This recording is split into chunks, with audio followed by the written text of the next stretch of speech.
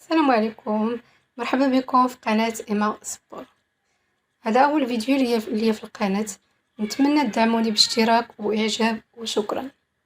في هذا الفيديو غادي نشوفوا فرحة الإعلام التونسي بعد ما تلقى خبر فوز المغرب بتنظيم كأس العالم 2030.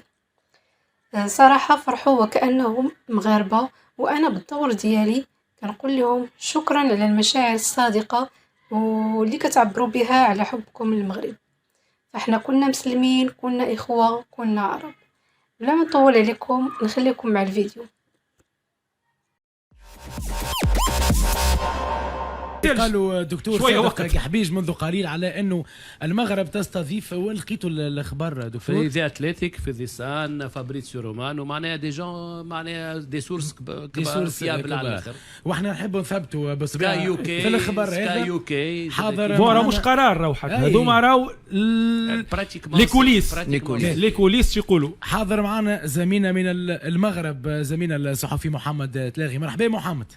مرحبا حاتم، تحية طيبة لك وللزملاء الكرام ولكل مستمعي ومستمعات ديوان تونس وكذلك حتى في المغرب. شكرا ذلك بغيت نقول واحد الكلمة خويا حاتم، يعني الشعب المغربي ولا يعجبه بشكل كثير زملاء التحليل في جميع المنابر التونسية اللي كتابعهم يوميا من الغزات، وخاصة التفاعل مع الرياضة الوطنية المغربية. يعطيك يعني الصحة. نبلغ لكم تحية بالإجماع. شكرا، سعداء جدا وسعيد جدا ايضا اني تقابلت معاك ومعناها ومحليك ونحبك برشا محمد، ويعطيك الصحه على الخدمه الكبيره ايضا اللي قاعد تخدم فيها في المغرب. وشكرا ليك لقبول الدعوه اللي جات مفاجاه، ما نسقناش، ما عملناش تنسيق قبل، ولكن فما اخبار مفاده انه ان شاء الله المغرب نقولوا تستضيف نسخه كاس العالم 2030. التداول الخبر هذا موجود مؤكد؟ شنو هي المصادر؟ كيفاش تقبلتوا انتم الخبر هذا؟ اعطينا التفاصيل.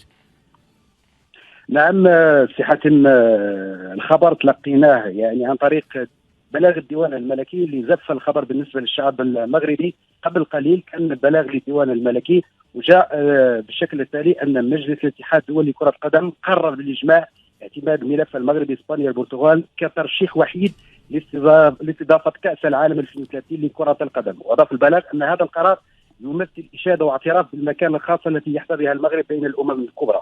يعني كان بلاغ رسمي بالنسبه لجلاله الملك، زف الخبر بالنسبه للشعب المغربي، وكان تفاعل كبير بانه كان ملف وحيد بالنسبه للترشح ديال المغرب واسبانيا والبرتغال، واعلن بان المغرب رسميا حاضره ان شاء الله بالملف ديالها في 2030 اللي كنا ننتظروا يعني في لحظات، لان كان وصل الخبر تقريبا في 24 ساعه، ولكن من جاء بلاغ رسمي للديوان الملكي صافي الامور تقريبا يعني وصلت بالصوره الحقيقيه. تقريبا الحلم، مش تقريبا، هو مؤكد انه الحلم اصبح حقيقه بالنسبه للمغرب، سورتو خاصه بعد يعني نسخه 2010 اللي استضافتها جنوب افريقيا. بعد بقات المغرب يعني تجري كما نقولوا باش تنظم نسخه كاس العالم، وفي الاخير المغرب ستنظم 36 سنه منذ ان قررت المملكه المغربيه معناها الترشح لتنظيم كاس العالم. 36 سنه من الصبر، من الجهود، من المثابرة، من فهمتني الموارد المادية الكبيرة جدا اللي اتحطت على ذمة الرياضة، من العزيمة. معناها المغرب عاشت عديد النكسات وعديد،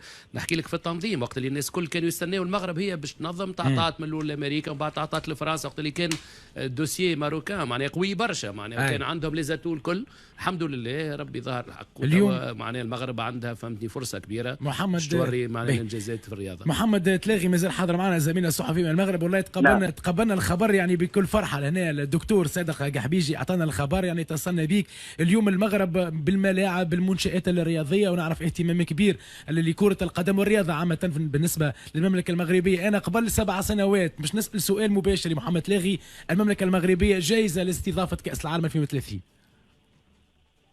فعلا بالنسبه كاين مشروع رياضي. تلاقيت معك صديقي حاتم، تكلمنا في فترات سابقه يعني تقريبا اكثر من سنه. كانت الصوره واضحه بالنسبه نقدروا نقولوا الاستراتيجيه بالنسبه لجلاله الملك، وكاين واحد الشخص كيفعلها على ارض الوجود اللي هو فوزي القجع.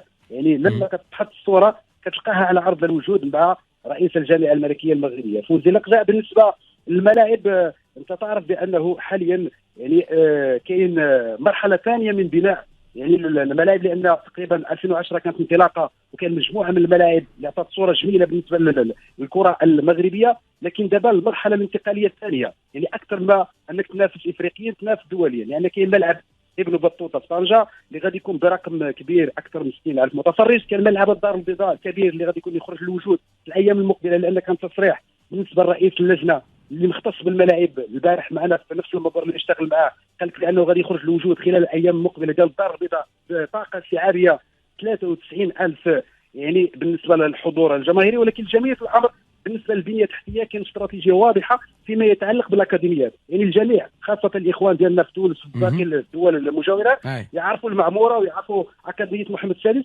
ولكن اكثر من ذلك كاين اكاديميه بنفس تقريبا المستوى، اكاديميه نهضه بركان، كاين المركز الفيدرالي بنفس الطريقه في السعيديه، كان اكاديميه الرجاء، اكاديميه الوداد، بالاضافه لالتحاق باقي الاكاديميات المغرب. يعني كان استراتيجيه واضحه بالنسبه للبنيه التحتيه اللي غادي تكون حاضره ان شاء الله وتشرف المغرب وكذلك تشرف الاخوان ديالنا في تونس وباقي البلدان الافريقيه. ان شاء الله اكيد. محمد تلاغي صديقي شكرا ليك، يعطيك الصحه والف الف الف الف مبروك للشعب المغربي الشقيق، وحاجه ترفع الراس. خلينا نكونوا فخورين جدا بهذا الانجاز، واكيد باش نكونوا على احر من الجمر انه نستناو المغرب باش تنظم بطبيعه نسخه كاس العالم 2030 وان شاء الله بالتوفيق. قاعد تسمع حسام الحاج علي. سالت محمد، نعرف محمد قريب جدا يعني ويعرف كل اخبار كره القدم المغربيه والرياضه المغربيه بصفه عامه. تسمع فيه كيفاش تحدث على المنشات الرياضيه والانفراستركتور. اليوم يعني ما هيش صدفه وليد الصدفه انه المغرب تستضيف كاس العالم. كما قلت لك المره اللي فاتت، قلت لك راي المغرب اليوم عملت خطوه كبيره برشا نحو العالميه. اليوم هذه راهو مش السياسه نتاع اتحاد ولا نتاع وزاره، هذه سياسه الدوله. هذه اعلى هرم في الدوله هو ينفستي في السبور في الانفراستركتور. راهو ماهيش لعبه. راهو اليوم وقت اللي شفنا النسخه التاريخيه نتاع مونديال قطر، اليوم اللي باش يعمل بعدها يلزم راهو يلساليني. واليوم المغرب تعرف اللي راهو البارة عاليه برشا. دونك سي فري مش باش تكون وحدها، لكن الماتشوات اللي باش يتعملوا في المغرب يلزم الناس كل تخرج تشيد، يلزم زيرو فوت. دونك انا نتوقع اللي قاعد يصير منذ سنوات في المغرب واللي باش يصير توا 7 سنين القدام، بحول الله المغرب باش تكون حاضره وباش تشرف مش افريقيا فقط، باش تشرف كل العرب. وان شاء الله نشاهدوا نسخه اخرى كما شاهدناها في الدوحه. امير بوراوي، سمعت الاخبار المغرب تستضيف نسخه كاس العالم 2030 وتعرف برشا المغرب وتعاملت مع انديه مغربيه وملاعبيه مغربيه. اليوم كما قلت حسام مش وليد الصدفه، اليوم المغرب تستضيف كاس العالم كما قال الدوك نربط ب 36 سنه انتظار، واليوم تحقق الحلم تقريبا. في انورميمون بليزير كي تسمع اخبار كيما هذا. انا كنت حاضر في كاس العالم في قطر، روعه شرف للعرب الكل. معناتها نوتر فيرتي توا في المغرب معناتها باش تنظم كاس عالم، و جو سوي كونفانكو حاتم اللي المغرب باش تنجح معناتها بريسك لو ميم نيفو كو قطر، على خاطر نشوف في ايفوليسيون كبيره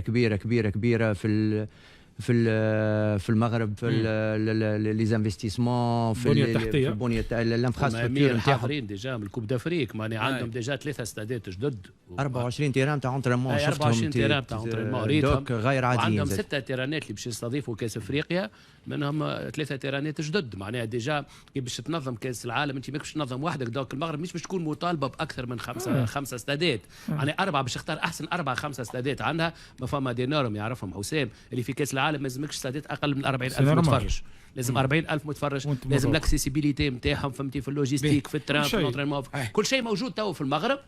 اون اتوندون باش يعملوا البروفه نتاعهم. ونزيد كان كلمه هاو نعطيها لك من تو 25 باش نظم كاس افريقيا. جو سوي سور سيرتان اللي المغرب باش تنظم كاس العالم للانديه 27 28 باش تحضر باش تعمل كوب دو موند هذيك كومون سابيل قبل تعمل. مازلنا باش نتناولوا الموضوع الاولاد موندياليتو صغرون باش نحكيو تفاصيل، لانه خذينا الاخبار معناها تو دانكو جانا الاخبار. دونك وكان معنا الصحافي المغربي محمد تلاغي مره اخرى. شكرا لي لقبول الدعوه والتدخل، وتاكيد ان المغرب تستضيف نسخه كاس العالم 2030.